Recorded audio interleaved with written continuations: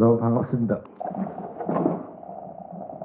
오늘은 강원대학교에 선물을 많이 주어줘요.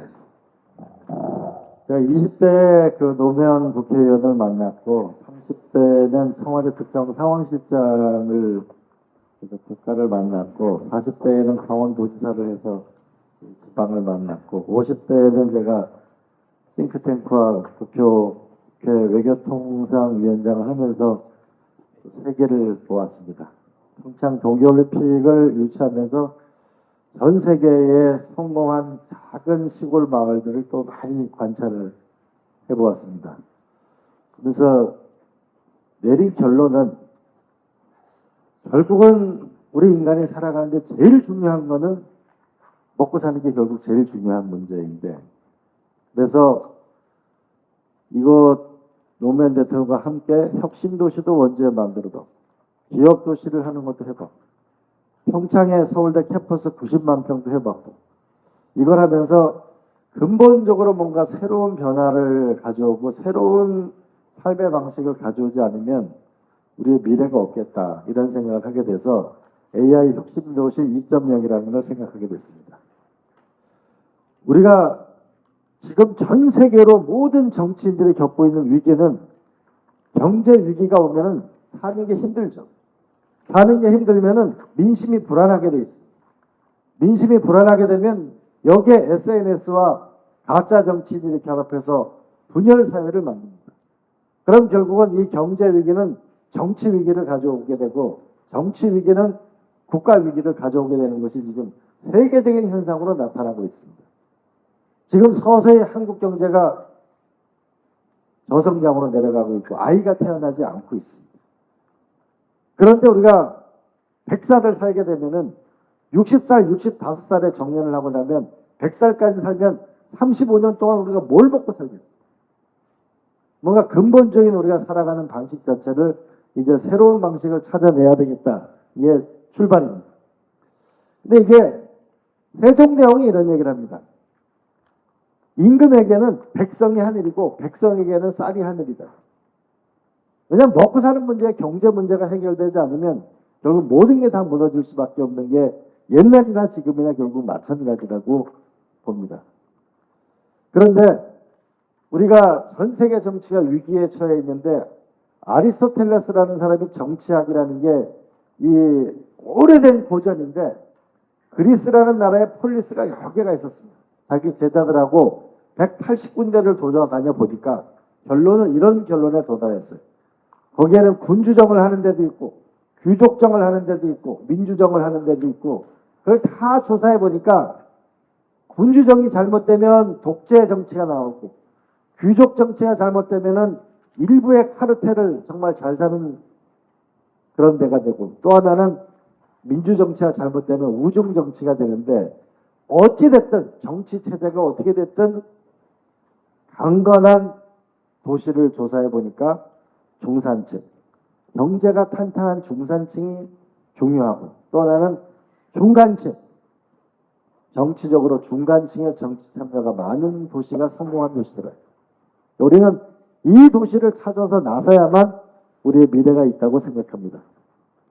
그런데 우리가 이번 다음에는 또 지금 현재 며칠 전에 한국은행 이창용 총재가 얘기했어. 많은 젊은이들이 좋은 일자리가 없다고 얘기합니다. 왜 좋은 일자리가 없을까? 보면은 지난 20년 동안 대한민국의 수출 품목은 똑같은 것이 계속 수출을 하고 있습니다. 이것이 앞으로 트럼프 대통령이 어떤 관세 정책을 쓰고 나올지 우리는 알 수가 없습니다. 더 결정적으로는 요새 이재명 대표의 그 엔비디아가 화제가 되고 있는데 2007년도에 노무현 대통령 당시에 우리 코스닥이 밑에 있는 파란 선입니다. 2007년도 당시에 노무현 대통령 당시에 이 코스닥 지수가 이랬고 700, 2000 대략 미국의 나스닥 지수가 2000이었고 우리가 700이면 3배 차이가 났습니다. 지금은 어느 정도 차이가 났냐? 한국 코스닥 지수는 노무현 대통령 2007년도에 700포인트인데 지금 20년이 지났는데 678 그대로의 상태입니다. 코스닥이라고 하는 것은 벤처기업, 새로운 기업, 기술 기업이 나는데 현재 상태가 이런 거고, 반면에 미국 같은 경우에는 무려 2만 포인트까지 올려놨어요. 우리가 지금 보면은 지난 미국은 20년 동안 우리가 처음 보는 기업들, 페이스북, 엔비디아, 테슬라, 이런 세계적인 기업들이 처음 보는 기업들이 세계적인 기업이 탄생했는데, 대한민국에서는 네이버, 카카오, 셀트리온 외에는 새로 탄생한 기업이 없어요. 이러니까 좋은 일자리가 나올 방법이 없는 겁니다. 그러면 좋은 기업이 나오지 않으면 경제는 무너질 수밖에 없는 거고, 우리는 이 문제를 어떻게 극복해 나갈 것인가. 더군다나 지금 대한민국이 이 정도인데 서울이 이 정도면 강원도나 지방은 어떻게 우리 강원도만 하더라도 지방에 제가 전라도나 가보면은 전부 젊은이들이 일자리가 없어 서울로 떠난다고. 서울 가면 일자리가 없냐? 서울도 마찬가지입니다. 대한민국 오늘의 현실이에요. 그럼 강원도를 보게 되면 강원도가 대략 62조 원 정도 GRDP가 150만이 합니다. 군인은 15만 명이 있습니다. 그런데 제가 분당에 있는데 분당의 판교라는 데가 딱 40만 평인데 40만 평에서 170조 원 정도를 합니다. 40만 평에서 170조 원을 하는데 이 강원도 이 넓은 땅에서 우리가 GRDP가 62조를 하고 있습니다. 뭔가 우리의 변화가 필요해요. 그런데 강원도의 인구가 이렇습니다. 맨 밑이 뭐냐면 아이들이고 0세부터 9세까지 아이들 숫자하고 80세 이상의 연세 드신 분 숫자가 거의 같아요. 아이가 태어나고 있지 않은 걸 말하는 거죠. 그러면 지금도 먹고 살기가 힘든데 아이가 태어나지 않고 연세 드신 분이 점점 더 많아진다는 것은 우리가 복지 비용이나 이런 것이 필요하다는 거죠. 우리 집안에서 어르신분 부모 중에 한 분이 치매가 오거나 아프시면 전 가족이 형제들이 비상 상태에 들어갑니다. 요새 간병인 구하는 게 쉬운 것도 아니에요. 우리가 요양원에 보내드릴 때도 부모님은 가기 싫어하는 분도 계시고 자식은 왠지 불효하는 것 같고 그렇다고 돈이 안 들어가는 것도 아니고 뭔가 경제의 새로운 성장이 없으면 이 문제를 우리가 해결할 방법이 없는 거죠. 그래서 제가 오랫동안 생각을 해봤어요. 이 문제를 도대체 어떻게 해결할 것인가. 근데 인간이 살아가는데 제일 필요한 거는 일자리가 있어요. 집이 있어요. 애들 키우고 공부시키는데 어려움이 없어요. 그리고 모두가 두려워하는 치매나 건강이나 의료 혜택이 있어요. 또 하나는 노후 가난이 가장 두려운 거죠. 노후에 가난하지 않고 최소한 연금으로 살아갈 수 있는 뭔가 길이 있어야 돼요. 그리고 문화생활이 있어야 됩니다. 인간이 행복하게 살아가는데 가장 기본적인 요소가 이게. 그런데 여태까지 20세기는 공장하고 집이 떨어져 있었어요. 여기 다 그렇게 돼 있었죠. 그죠? 그런데 80년대 지나면서부터 무슨 일이 생겼냐면 아파트 내에 주상복합이라는 게 생기면서 이제 주거지역하고 상업시설이 합쳐지기 시작했어요. 그리고 차츰 공장이 없어지면서 컴퓨터로 일을 하게 되면서 오피스텔이라는 게 생기면서 이제는 아파트도 있고 오피스텔도 있고 주상복합도 있고 서서히 이제 이게 복합화되는 걸 우리가 알 수 있습니다.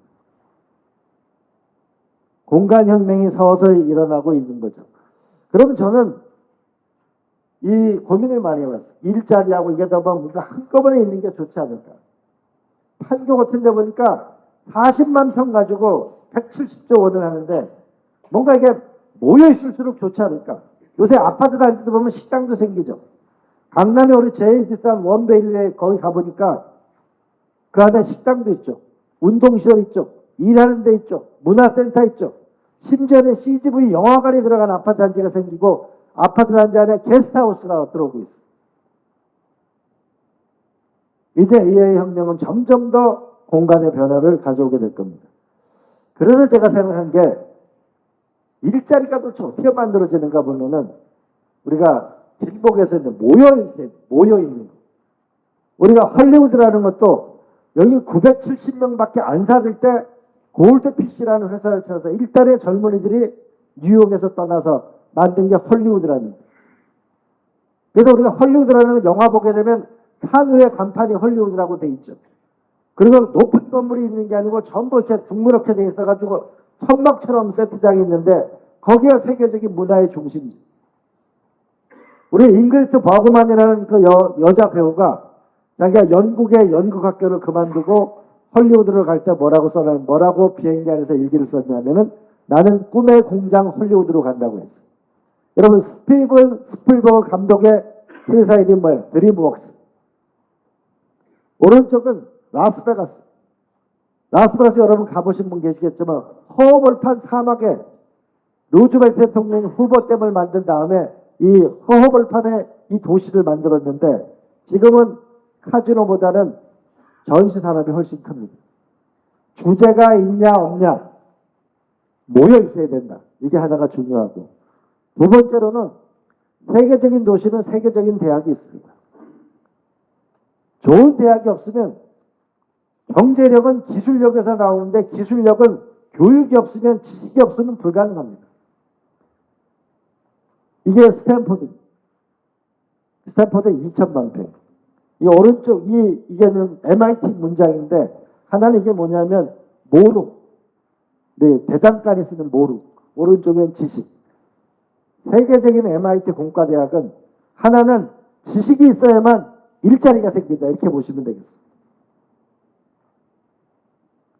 이게 실리콘밸리죠. 스탠포드 대학 출신들이 휴렉 패커드를 비롯해서 세계적인 회사를 만들어서 이 실리콘밸리 하나가 독립하게 되면 하나의 웬만한 나라만한 나라가 나오게 됩니다. 근데 우리가 강원도 같은 데 한번 생각해 보면은 제가 네덜란드 이 대학을 가보고 깨달은 바가 참 많았어요. 여기엔 인구가 39,000명이니까 대략 평창군 정도의 정성군 정도의 인구인데 여기에 가보니까 푸드밸리라고 식품 하나로만 66조 원을 합니다. 그런데 이 바이니엔 대학에 대학교 안에 들어가 있는 게 약 200개 기업이 이 대학교 안에 들어가 있어요. 100개 이상. 근데 이 대학에 가보니까 세계적인 농과대학. 이 농과대학은 기존에 있는 지금 우리가 강원대학에 있는 강원대학 같은 데하고 농촌진흥청에 있는 이런 농과대학이 합친 겁니다. 그래서 세계적인 농과대학이 됐는데 농과대학에서 지식이 있다 보니까 식품회사가 몰려들게 된 거죠. 그런데 이 학교에 가니까 이렇게 써 있었어요. Today is knowledge, tomorrow is business. 지식이 있어야 비즈니스가 생깁니다. 근데 제가 여기 가서 또 놀란 거는 우리 한국 김치를 많이 먹는데 김치를 뭐라고 써놨냐면 베저터블 치즈, 야채 치즈라는 거예요. 왜냐하면 발효하는 겁니다. 그 연구소를 제가 가보고 거기에 투자하고 네덜란드 학생들이 연구하는 걸 보고 굉장히 놀랐어요. 근데 이 네덜란드는 여러분 경상남북동만한 나라입니다. 그런데 농가 인구가 얼마냐면은 8만 농가가 안 됩니다. 대한민국 농가는 100만 농가. 8만 농가 대 100만 농가인데 우리는 1년에 13조 원을 수출합니다. 근데 네덜란드는 8만 농가가 130조 원을 수출합니다. 우리보다 100배도 높이 경쟁력을 가지고 있습니다. 그런데 놀라운 거는 여기에 있는 이 동네에 석사 이상의 인력이 10,000명입니다. 이렇기 때문에 세계적인 기업들이 몰려들게. 많은 우리가 기업 유치 하지만은 기업은 이 지식을 갖고 있는 사람이 없으면 기업이 올 방법이 없어요. 그렇잖아요.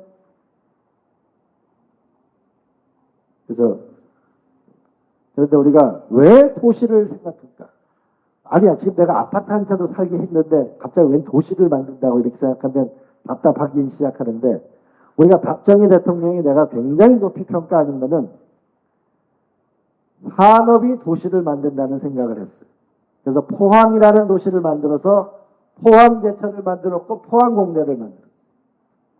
울산이라는 도시는 조선산업과 자동차 산업을 만들면서 울산대학을 만들었어요. 창원에는 기계공업을 만들었어요. 조선산업을 만들면서 부산대학교 조선학과하고 기계학과는 대한민국의 가장 좋은 학교였어요. 여수에는 석유화학단지를 만들었어요. 그것 때문에 오늘날 먹고 살았어요. 노무현 대통령은 무엇을 만드느냐. 당시 보면은 구미, 강원도 오지만큼 먼 구미에 전자산업을 만들었어요. 금호공대를 만든 거죠. 즉 뭐냐면은 지식이 있어야, 사람을 구할 수 있어야만 공업이 탄생한다는 굉장히 선진적인 생각을 합니다. 이걸 도시로 만든 거죠. 그 다음에 김대중 대통령하고 노무현 대통령이 생각한 거는 판교를 같이 만들었어요. 판교는 40만 평인데 여기가 대략 170조 원 정도를 합니다. 파주 출판단지를 만들었어요. 송도, 진해 두 분이 같이 만들었어요. 근데 제가 한번 여러분한테 상상력을 주기 위해서 제가 파주 출판단지를 너무 사랑했어요. 당시 국회의원 시절에 저도 힘도 있었어요. 근데 파주 출판단지 하니까 건물이 너무 아름다운데 여기다가 주거단지하고 상업용지를 넣자고 하니까 절대 안 되면 왜 안 되냐? 산업용지로 땅을 받았기 때문에, 싸게 받았기 때문에 주거단지를 주면 특혜가 된답니다. 만약에 저 파주 출판단지에 아파트 단지를 처음부터 같이 졌으면 세계적인 도시가 됐을 거예요. 근데 지금 시간이 지나서 지금 파주 운정지구 지금 아파트 단지가 들어서고 있는 거죠. 일자리, 집이 붙어 있어요. 교육 이런 게 붙어 있어요. 그래서 이제 한 번쯤 우리가 한번 이제 생각하는 거는 점점 더 육체 노동은 줄어들고 이제 컴퓨터도 일하는 것도 또 줄어들게 되고 이제 AI로 일. 저만 하더라도 챗GPT로 하루에 2시간, 3시간 일을 합니다. 2시간, 3시간 일을 하게 되면 내가 의사한테 물어봐도 어떤 사람한테 물어보는 것도 걔는 답을 즉시 해주잖아요. 바로 AI 시대가 오기 때문에 우리한테 기회가 오는 거예요. 왜냐하면 내 비서를 무한정 데리고 있는 거거든요. 내 연구 조교를 무한정 데리고 있는 거예요. 우리가 모더나라는 코로나가 왔을 때 모더나가 어떻게 미국이 개발했냐면 AI로 임상실험을 한 겁니다. 요번에 노벨상 다 AI가 받았어요. 여태까지 인간의 과학자들이 만든 단백질을 발견한 것보다 2년 만에 AI가 발견한 게 몇억 개의 단백질을 발견했어요. 인간이 치매에 걸리는 것은 단백질이 접히는 것 때문에 그런 거예요. 이제 AI를 잘 쓰느냐 못 쓰느냐에 따라서 우리 운명이 달리게 되는데 우리는 잘할 수가 있다. AI 엔진은 미국이 만들었지만 AI를 가장 잘 쓰는 건 대한민국이 될 수가 있다. 왜냐하면 전 세계 대학생 졸업자의 80%를 내는 가장 IQ가 높은 민족이니까. 이제 우리한테 기회가 온다. 그런데 가만히 다시 한번 생각해 보면은 제가 기업을 유치하려고 도시살 때 다녀보면은 거기에 일할 사람이 있나요? 거기에 우리 초중고등학교 유치원은 있나요? 좋은 초등학교, 중학교, 고등학교가 있나요? 그게 제일 문제. 세종시도 처음에는 공무원들이 안 살다가 초등학교, 중학교, 고등학교가 좋아지면서부터 살기 시작하는 거예요. 춘천도 마찬가지예요. 여러분 한번 생각해 보세요. 춘천에 옛날 춘천고등학교, 강릉고등학교, 원주고등학교 전국적으로 서울에 있는 명문대학 할 때 절대 빠지지 않았는데 지금 춘천 전체에서 서울 명문대학교를 몇 명 갑니까? 우리 아이들이 머리가 나빠진 게 아니잖아. 이 문제를, 교육 문제를 해결해야 됩니다. 그래서 보니까 우리가 한번 자신감을 가져야 게 제가 정선 예미초등학교를 나왔어요. 저 조그만 초등학교인데 가보니까 제가 국회의원 당선됐는데 선배님 공부 열심히 하겠습니다. 이렇게 플래카드도 안 붙이고 칠판에다가 써놨다. 그래서 제가 이게 너무 후배들한테 해서 뭘 해줄까? 영어를 지역난방공사랑 자매결의를 맺어서 해줬는데 3년 뒤에 KBS 전국 영어경진대회에서 예미초등학교 아이들이 상을 휩쓰는 걸 봤어요. 제가 확실히 느낀 거는 아이들이 머리가 나쁜 게 아니고 교육의 기회를 주지 않은 게 문제다. 교육은 기회와 투자의 문제다. 또 하나는 태백영월 정선 평창에서 제가 국회의원 생활을 하다 보니까 지역아동센터나 할머니, 할아버지랑 사는 아이들이 굉장히 많이 있었어요. 학업 성적이 떨어지는데 영월 정사는 무슨 학원이 많지도 않았어요. 그러니까 그 아이들을 여름방학, 겨울방학에 연세대학 캠퍼스, 원주 캠퍼스를 보니까 기숙사가 비어있다는 걸 제가 발견하고 거기에 기숙사에 보내서 대학원생들이 조교를 하고 대학 교수분들이 가르치니까 아이들이 달라지는 것을 볼 수 있었어요. 그만큼 교육이 중요하고 대학교가 많은 리소스를 갖고 있구나. 대학교가 중요하구나라는 생각을 저는 하게 됐어요. 그러면 여러분 이렇게 한번 생각해 보세요. 원주 태장동에 가니까 그 공장에 있는 중소기업 근로자들이 있는데 강원도에 있는 사장님들 보면 사람을 못 간다고 애를 먹어요. 그래서 일을 할 만하면 또 서울로 간다고 해요. 그래서 제가 그 근로자들하고 상담을 해보니까 거기에 우리는 뭐냐면 사장님은 사람을 구하기 어렵다고 그러고 거기에 있는 근로자는 우리가 주거 환경이 너무 좀 좋았으면 좋겠다. 우리 애들은 어디서 공부를 시키냐고 그분들은 물어보고 있어요. 그래서 저는 이런 생각을 우리 한번 같이 해봐요. 만약에 어떤 공단이 있으면 그 근처에 학교가 있으면 거기다가 우리가 아파트 단지나 주거 단지를 만들면 사장님은 회사든 사람을 구하기가 좋을 거고 거기서 일하는 근로자들은 보다 안정된 주거 환경을 가질 수 있어요. 그러면 이런 중소기업에 일하는 사람들한테 먼저 주택 청약 제도를 나는 인센티브를 주면 차츰차츰 우리가 일하는 사람들이 늘어날 수 있을 거라고 저는 생각해 봅니다. 또 하나는 대학의 춘천 강원대학도 마찬가지고 원주도 마찬가지고 혁신도시하고 원주시하고 별로 안 친해요. 그래서 왜 그러냐 하니까 그분들 뭐냐면 전부 너 주말 되면 다 서울로 가고 대부분 출퇴근하고 그래요. 그때 또 혁신도시 있는 분한테 물어보면 우리 애들은 초중고등학교는 특히 고등학교를 우리가 어떻게 좀 해줄 수 없나요? 어떤 혁신도시에 계시는 분은 원주 본고를 우리가 혁신도시에서 운영할 수 없나요? 그렇게 물어보더라고요. 그리고 유치원을 훨씬 더 강화해달라. 그래 아이를 키울 수가 있으니까. 그런 걸 제가 얘기를 좀 들어보게 됐고 그 다음에 또 하나는 우리가 이런 생각입니다. 만약에 내가 서울대학교 평창 캠퍼스를 해보니까 서울대학 교수분들이 제일 원하는 게 이거예요. 그러면 거기가 살으면은 우리 집은 있나요? 그런데 서울대학 안에 조그만 교수 숙소는 있어요. 근데 집을 더 지으려고 보니까 교수 숙소에 관한 학생 기숙사 외에는 주거시설을 지을 수가 없어요. 현행 법률로. 만약 거기다 집을 더 많이 지면은 훨씬 더 많은 사람들이 올 수 있을 거 아니에요? 제가 기업을 유치하려고 가봤어요. 그러니까 이게 왜 또 어렵냐면은 기업을 유치하려고 보니까 기업에 있는 분들은 이게 자기 땅이 돼야만 또 대출을 받을 수 있다는 거예요. 근데 학교는 학교 땅이거든요. 그러니까 학교 땅 옆에 자기가 대출을 받을 수, 학교나 붙어는 살고 싶고 개인 땅을 원하는 사람들이 있고 또 어떤 기업은 학교 내 기업을 원하는 사람이 있고 근데 또 어떤 분은 이랬어요.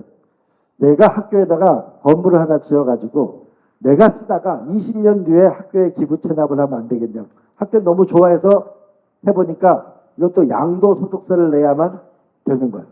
기업은 안 하죠, 그러면. 그러면 이 학교 내에 좀 같이 모여 살 수 있는 방법은 없을까? 그 다음에 평창 캠퍼스 옆에 서울대학 병원이 들어오는 게 한참 협상이 되고 있었는데 역시 땅 문제와 관련이 있더라고요. 또 하나는 강원도 내에 15만 명의 군인이 있는데 15만 명 군인을 하고 우리는 뭔가 좀 거기 젊은이인데 이 사람들하고 뭔가 잘 지낼 수 있는 방법은 없을까요? 우리 학교 뭐냐면 대략 8개월 정도 군인이 훈련하면 전투병으로 움직일 수 있다고 하는데 이제 세상이 많이 바뀌었단 말이에요. 그럼 뭔가 군대에 있는 동안에 자기를 개발할 수 있는 거를 대학교와 우리가 만들 수는 없는 걸까요? 고성에 있는 군인들이 인근에 있는 대학에 와서 공부하고 이러면 안 되나요? 인근에 있는 대학 교수들이 그 학교에 군대에 가서 가르치면 안 되나요? 그래서 뭔가 군대에 있는 게 좀 좋지 않을까. 또 하나는 군대에 납품하는 회사는 꼭 그게 군대 내에 취사병을 둬야 되나요? 우리가 농협하고 지역에 있는 기업들이 가서 밥 먹을 때 가서 날라서 주면 안 되나요? 이런 생각을 해보게 됐어요. 그래서 제가 생각한 게 도지사를 할 때 보니까 기업을 유치한다고 해봐야 여러분 땅을 사세요. 환경영향평가 받으세요. 날셉니다, 진짜. 날새요, 이거. 그런데 또 땅을 사도 전기 들어가야죠. 상하수도 들어가야죠. 거기에 돈 다 들어가요. 근데 어떤 건물을 지면은 서울 같은 데는 60%가 땅값입니다. 아마 춘천시도 40% 이상이 땅값이 있거든요. 그럼 뭐 땅값이 싼 데가 없을까? 한꺼번에 이 SOC 문제를 해결하는 데가 없을까? 제가 계속 생각해 보니까 대학교 부지가 있다는 걸 알게 됐어요. 대학교 부지는 강원대학 부지는 땅값이 없잖아요. 국가 재산. 그죠? 그럼 만약에 한번 생각해요. 대학교 안에 기업이 들어갈 수 있다면 바이닝엄 대학처럼 기업이 들어갈 수 있으면 기업은 저렴한 비용으로 들어가게 됩니다. 그러면 기업은 대학생들을 사람을 구하기가 편합니다. 학생들은 취직하기가 편해집니다. 그러면 기숙사를 우리가 더 많이 지을 수도 있잖아요. 그리고 강원대학교가 인근에 있는 초중고등학교를 AI 공부를 분당에 있는 한 낙생고등학교는 서울대학 올해 51명 들어갔어요. 한 고등학교에서. 그런데 강원대학에 근데 분당에서도 교육열이 높은데 초등학교에 정보학 교사가 한 명도 없어요. AI 누가 가르쳐? 우리 이런 대학교에서 결국은 인근에 있는 초중고를 AI를 가르칠 수밖에 없다. 그러면 이런 대학이라는 데를 한번 우리가 생각해 보면 저렴하게 빨리 할 수 있다. 그리고 이거 AI 혁명은 지식혁명을 가져오고 공간혁명을 가져옵니다. 언제 어디서든지 일할 수 있는 새로운 시대가 열리게 됐기 때문에 우리에게 기회가 있다고 봅니다. 그러면 우리가 한번 대학 도시를 세 가지 유형으로 생각하는데 하나는 이런 강원대학이나 이런 대학은 기업이 들어오는 거예요. 기업이 들어오면 여기에 우리가 기업이 들어오면 지금은 창업보육센터밖에 없거든요. 제가 이렇게 물어봤어요. 선생님 왜 창업보육센터는 들어오는데 왜 기업은 못 들어오죠? 그럼 기업연구소가 들어오면 좋을 거 아니에요. 그래서 이런 산학협력형 건물을 짓는 거죠. 우리가 단과대학별로 건물을 갖고 있다 보니까 대략 10층 넘는 게 별로 없어요. 지방대학 가면 대충 5층, 4층, 6층. 거기 20층짜리 지으면 안 돼요. 여러분 63빌딩이라는 게 5만 평짜리 건물인데 63빌딩을 하면 3,000평 땅에 20층만 지으면 그게 6만 평, 63빌딩만 한 겁니다. 근데 여태까지 국립대학은 국가 돈을 전부 받아가지고 예산 이거 건물을 짓다 보니까 건물이 작은 거예요.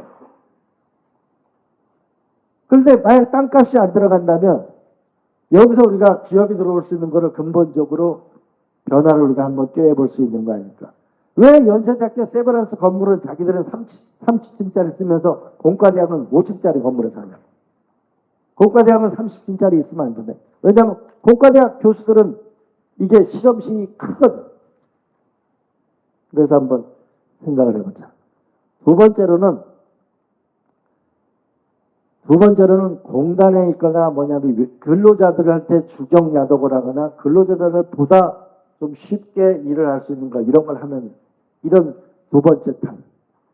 세 번째 타입은 아예 강원도에 좀 제가 생각하는 거는 양양에 있는 관동대학교 이런 캠퍼스는 지금 10년째 비어 있거든요. 국가가 사가지고 은퇴자 도시로 바꾸는 거예요. 국가가 사는 거죠. 은퇴자 도시. 그러니까 각 학교의 역량에 맞게 우리가 기업을 유치해가지고 일자리를 만드는 데가 있고 또 하나는 지금 속초 동호대학 가보니까 제가 얼마 전에 네팔을 갔다 왔는데 전부 뭐냐 한국 간다는 거야. 대한항공 비행기에서 어딜 가냐니까 강원도 속초를 간다고. 강원도 속초요? 그러니까 거길 왜 가요? 그러니까 우리 거기 가가지고 학교 그 동호대학이라는 데 가가지고 거기 어부 생활을 하면서 이렇게 한다는 거예요. 그래서 이게 앞으로의 변화가 있겠다는 생각이 들고 또 또 하나는 여러분 제가 한솔 오크밸리 원주에 가보면서 알게 된 건데 거기가 스키장을 문을 닫았어요. 콘도가 비었어요. 그러니까 그 콘도를 어떻게 하면 은퇴자들이 들어와서 살고 있어요. 그러니까 별도의 숙소가 있으니까 밥을 안 해줘도 돼요. 식당 따로 있으니까. 손주가 오면 옆방에서 자면 돼요. 친구를 부를 수도 있어요. 그렇게 되면 은퇴자의 도시, 이 세 가지의 유형으로 한번 나눠볼 수 있겠다. 제가 강원도에 왔으니까. 제가 강원대학교 조사를 해보니까 여기에 약 76만 제곱미터예요. 그러니까 25만 평쯤 되는 거죠. 그 다음에 도계 캠퍼스가 66만, 강릉 캠퍼스, 원주 캠퍼스. 근데 연수님 제가 도지사 할 때 가봤는데 여기 900만 평쯤 됩니다. 홍천하고 춘천에. 이거 팔지도 못해. 그죠? 개발도 못해. 그래서 이런 걸 한번 생각해 보니까 강원도에 있는 대학들인데 부경대학을 가보니까 재밌는 사례를 제가 발견했는데 부경대학이 국립대학인 부산에 있는 거기가 굉장히 높은 15층 아파트가 있는 거예요. 그게 인근에 있는 대학교랑 연합기숙사입니다. 근데 여기서 돈은 누가 됐냐면 사학연금재단이 돈을 댔어요. 여기 있는 기숙사에 들어가니까 21만 원이면 생활이 됩니다. 학생들이 저렴하게 살 수 있는 거죠. 그리고 국가 연금 예산에 들어가게 됐는데 그럼 우리가 한번 이 대학을 가만히 살펴보면은 그럼 우리가 강릉 원주대학은 뭐를 할 수 있을까? 그러니까 어떤 기업이 들어오면 좋을지 뭐를 할지는 이제 우리가 지역에서 노력을 해봐야 돼요. 근데 제가 이걸 하려면 법을 13가지를 바꿔야 돼요. 여러분 한번 딱 상상을 해보세요. 이거 강릉대학인 강원대학인데 여기에 기업이 들어왔어요. 좋은 앵커 기업이 들어왔어요. 근데 지금 만약 여기에 들어온 기업들한테는 병역 특례를 준다고 한번 생각해 보세요. 그럼 내가 여기 들어와 있는 이공계생인데 여기에 기업에 들어가면 여기 가면 내가 병역 특례를 받는다. 창업을 하면. 그리고 내가 여기 기업한 기업이 내가 건물을 하나 지어가지고 20년 동안 쓰다가 기부를 하게 되면 양도소득세를 면제해 준다. 라고 하게 되면 여기가 훨씬 좋은 데가 될 수 있겠죠. 그리고 여기에 있는 교수님들 같은 경우에 우리가 훨씬 더 우리가 좋은 환경에 있으리라고 봤는데 제가 싱가포르 난양공대가 전 세계 9위 대학이거든요. 거기 보니까 그 총장님이 이렇게 말씀하시더라고요. 좋은 교수가 한 명 올 때마다 연구소가 하나씩 생긴다. 교수가 연봉을 많이 주는 교수를 데리고 와야 연봉을 많이 줄 수 있어야만 좋은 교수가 없고 지금 어떻게 됐냐면 대한민국의 교수분들이 미국 대학 교수의 월급의 8분의 1, 6분의 1밖에 안 됩니다. 등록금을 동결해 놔서 지금 교수 월급이 이렇게 돼 있습니다. 교수님한테 더 좋은 우리가 대우를 해줄 수 있어야 좋은 연구자들이 오고 좋은 연구자들이 와야만 우리가 대학이 발전할 수 있는 거고 그 좋은 연구자들은 또 원하는 게 아예 제일 중요한 게 초중고등학교가 어떻게 되는 거예요. 우리가 제주도에 국제학교가 있으니까 거기 집을 사가지고 애들 학교를 보내잖아요. 그래서 초중고등학교 이제는 이거는 그 유치원은 다른 부서고 어린이집은 다른 부서고 초등학교 딴 거고 대학교는 교육부가 이제 이런 생각을 하지 마요. 이게 모두가 강원도고 춘천도고 춘천시고 우리가 이게 시행을 많이 와 계시는데 이제는 이 생각을 해야만 우리 동네를 경제를 일으킬 수 있고 그리고 교재라고 하는 거는 여러분 서서히 뭐냐면 마이크로소프트사가 만든 칸 아카데미라는 AI 수학이 이미 국내에 서비스되기 시작했어요. 그리고 빌 게이츠가 뭐라고 그러냐면 한국의 학원비가 비싸다고 얘기하잖아요. 그래서 AI 수학이나 이런 걸 가르치는 거는 대학과 또 협력을 해나가면 또 도움이 될 거라고 생각하고 이제 시간이 별로 없어요. 그리고 이 상태 되면 지역에 있는 대학이 하나씩 문을 닫게 되면 학생을 못 구해서 어려움을 겪으면 중국인 학생이나 외국인 학생들을 이제 받지 못하면 학교가 어려워지면 그 동네 자체가 무너지게 돼 있어요. 그래서 국가가 갖고 있는 그 다음에 대학이 갖고 있는 이 자산을 우리가 좀 활용해보자. 우리가 대구대학교 정성훈 교수님이 오셨는데, 대구대학은 땅이 한 100만 평쯤 되죠, 그죠? 네. 100만 평쯤 돼요. 영남대학도 100만 평쯤 돼요. 우리가 원주 혁신도시가 120만 평짜리예요. 원주 기업도시 110만 평짜리입니다. 이제 대학교가 갖고 있는 우수한 교수님들, 석박사 연구원들, 이들이 뭐냐면 일자리가 없다고 울게 만들지 말고 이걸 활용해서 우리가 기업과 학교와 더불어서 새로운 세상을 우리가 만드는데 도전을 해요. 그리고 이게 꼭 시설이 좋아야 되는 거 아니에요. 6.25 때 우리 옛날 사진 보면은 그 땅바닥에도 글씨를 써가지고 산수도 배우잖아요. 이제는 우리가 AI라는 새로운 시대가 왔기 때문에 교육혁명을 이룰 수가 있다. 그래서 앞으로 우리가 인간이 살아가는데 일자리, 집, 보육, 교육, 의료, 노후 생활, 이게 뭐냐면 걱정 없도록 사는 게 우리가 앞으로 가야 될 길이고, 이걸 꼭 했으면 좋겠는데 이게 13개 법률을 만들려면 쉽진 않아요. 그래서 올해는 꼭 이거를 성공하는 게 됐으면 좋겠다. 마지막으로 말씀드리겠습니다. 초등학교가, 애가 되니까 초등학교가 서서히 문을 닫습니다. 그런데 춘천시만 봐더라도 문화센터 따로 있죠, 체육센터 따로 있죠, 장애인센터 따로 있죠, 다 따로 있죠. 그런데 만약에 이런 일이 있다면, 아이를 뭐냐면 여기 유아원도 있고 유치원도 있고 어린이집도 있고 초등학교도 다 붙어 있으면, 그러면 애 갖다가, 저희들도 뭐냐면 그 맞벌이였는데 저희 집사람하고 간혹 다투는 이유가, 아침에 출근할 때 애 누가 맡겠느냐, 퇴근할 때 누가 찾아오느냐, 아 나 야근입니다, 누군 야근이 없나, 이렇게 되잖아요. 이게 만약에 복합화되어 있다면 훨씬 편하겠죠. 왜냐하면 초등학교 위치는 남녀노소 가장 모여들기 쉬운 곳이 초등학교 위치예요. 그러면 신설되는 초등학교든 폐교되는 초등학교를 복합화를 해서 쓸 수 있다면, 그러면은 훨씬 더, 보통 초등학교가 평균 4,000평 정도 됩니다. 4,000평 정도 되는 거, 이거를 좀 성공한 데가 용인에 가면 있어요. 그리고 성동구에 가면은 초등학생들은 일찍 학교를 늦게 오고 일찍 집에 가죠. 거기에 수영장이나 이걸 다 같이 복합해서 쓰고 있어요. 그러면 땅값을 줄이면서 모여있으면 이렇게 할 수 있잖아요. 아이를 학교에 놔놓고 위에 가면은 위워크 같은, 일하는 데가 있으면 일하다가, 우리가 문화센터도 가고 체육센터도 가고 갈 수 있는 거죠. 일본 같은 데가 서서히 이렇게 하고 있습니다.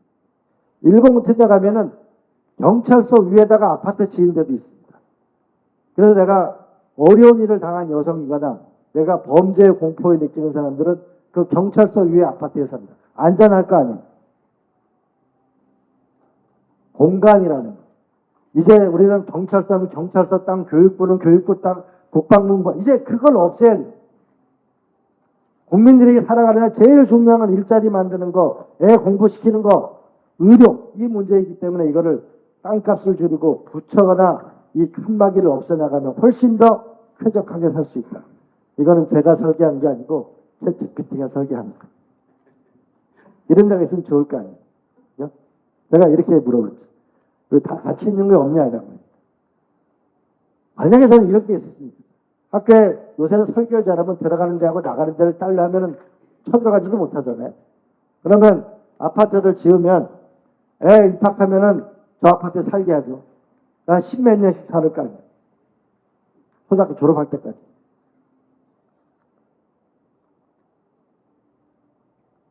춘천 같은 데는 자꾸 우리가 눈여겨봐야 될 거는, 군부대가 혹시 이전하는 땅이 있거나, 우리 파주 출판단지도, 파주 LCD도 군부대 땅이었어요. 부산의 센텀시티도 군부대 땅이었어요. 그러면은 우리가 국공용지가 어디 갖고 있는가? 지금 대한민국은 교육용지가 아니면 교육시설을 할 수가 없어요. 경로당 하나만 하더라도 행정재산이 아니면 경로당, 우리가 교육용지에다 경로당 지을 수 있어요, 없어요? 못 져요. 이제는 이 토지 자체에 대해서 이거를 컴팩트하게 써야 돼요. 왜냐하면은 돈을 낭비하면 이제 대한민국이 더 이상 살 수가 없어요. 돈을 아껴 쓰고 모여 있으면 훨씬 더 생산성이 높아진다. 이건 제가 2조 부총리도 다 설득을 했고, 앞에 대학도시도 최상목 권한대행하고도 제 부총리 전에 다 설득을 했어요. 국가에 돈이 들어가는 게 아니고 규제를 없애는 거거든요. 오히려 돈을 줄여나가는 거라고 생각해요. 그러면 대학도시와 이 초등학교를 앞으로 새로 아파트 단지만 자꾸 짓지 말고, 아파트 단지 옆에 초등학교 붙이 몇천 평짜리 그렇게 하지 말고, 그거를 지을 때 같이 생각하는, 왜 동사무소는 또 따로 있어야 되냐? 동사무소도 같이 들어가 있으면 되지. 그렇잖아요? 그렇게 해서 우리가 이 부처 간의 경계를 없애는 이런 도전을 해봤으면 좋겠어요. 여기 화성시가 이렇게 해줬어요. 동탄. 잘 졌어요. 금호초등학교, 송동구가 됐어요. 그리고 마지막에 농촌 같은 경우에는 외국인 근로자를 구하기가 어려운데 파 뽑는데도 지금 14만 원, 15만 원 주고 그러잖아요. 그러면 폐교된 거기를 아파트 같은 걸 공동주택을 지어서 우리가 은퇴자들도 들어가고 외국인 노동자들이 거기다 하면은 훨씬 그분들도 편하게 살 수 있고, 그러면 비용을 자꾸 줄일 수가 있잖아요. 이런 혜택을 준다면. 시골에 있는 폐교된 초등학교도 우리가 잘 생각해 볼 필요가 있다. 그래서 우리가 좀 좋겠다고 합니다. 여기 다른 데서 하고 있는 거예요. 그다음 마지막으로 말씀드리면은 강원도 어린이 여러분 희망을 가져보세요. 트럼프 대통령이 어제 국회에서 뭐라고 연설했냐면 알래스카의 가스를 사가지고 가고 관까지 투자를 하라 이런 얘기를 했어요. 이거 이제 일본하고 우리가 많이 협상을 해나가게 될 텐데, 만약에 이번 6월 달에 G7 정상회의가 캐나다에서 열립니다. 거기 푸틴 대통령을 초대했어요. 트럼프 대통령이 원하는 건 이 알래스카하고 이 북극 항로라는 이 기후변화 때문에 얼음이 녹으면서 저기가 아시아와 유럽하고 미국이 연결되어지는 새로운 길이 생기는 겁니다. 근데 만약에 여기 알래스카에서 우리가 LNG를 수입하게 되면 이 배는 어디로 오게 되냐면 강원도 동해 앞바다를 지나가게 됩니다. 저 길이 열리게 되면 이 왼쪽으로 가게 되면 이 수에즈 운하를 해가 절로 가게 되면 네덜란드까지 가는데, 그것에 가는 것보다 4분의 1을 빨리 부산 앞바다를 지나서 이거 강원도 앞을 지나가게 됩니다. 그러면은 호치민을 중심으로 해서 오른쪽에 있는 항구는 상해, 푸동이든 광동이든 전부 부산 앞바다를 지나서 동해 앞바다를 지나가게 되어 있습니다. 새로운 여러분 시대가 열린다고 볼 수 있습니다. 네, 그런 기회의 땅이 또 우리가 올 수 있다는 것을 믿고, 그리고 하나는 이제 분당에서 좀 있으면은 이거 원주까지 철도가 연결되죠. 그다음에 수서에서 이제 광주까지 현재 복선 연출이 되는데, 광주 여주가 연결되면 훨씬 이제 강남하고 이거 강원도가 연결되고 춘천 속초가 철도가 연결될 겁니다. 이제 부산에서 강남까지 오는 철도가 연결된 것이죠. 그렇게 되면 훨씬 더 내가 볼 때는 4도 3촌 시대가 열릴 가능성이 매우 높다. 이제는 언제 어디서든지 일을 할 수가 있어요. 언제 어디서든지 일을 할 수 있는 그런 데가 강원도가 상당히 최적지가 될 가능성이 있다는 것을 자신감을 우리가 가지시고, 우리 머릿속에 이거 하나만 기억했으면 좋겠어요. 국력은 경제력인데 경제력은 기술력에서 나오는데 기술력은 교육에서 나옵니다. 그럼 이 일자리를 만드는 가장 핵심은 대학교라는 데를 중심적으로 생각해서 대학의 형편에 맞게 발전 전략을 우리가 만들 필요가 있다. 또 하나는 초등학교 신설되거나 폐교되거나 아니면 땅에 여유가 있으면 그걸 복합화해서 주민들이 가장 행복 플랫폼이라는 걸 만들어서 도전을 해보죠. 그리고 앞으로 여러분 시장을 뽑거나 누구를 뽑을 때 교육에 투자하면은 제주도까지 가가지고 집 짓고 사는데 강원도는 훨씬 쉬울 거예요. 그래서 교육을 머릿속에 무엇을 집어넣느냐에 따라서 세상은 바뀌게 될 것이다. 여러분들이 우리가 용기를 가지고 큰 도전을 함께 했으면 좋겠고, 저는 이걸 전국으로 바라는 거예요. 그리고 만약에 탄핵이 인용되고 나면 저는 이거 하나는 내가 노무현 대통령의 혁신도시 기업도시였다면 저는 이 대학도시를 대한민국의 명운을 건 사업을 가지고 저는 해나가려고 합니다. 고맙습니다.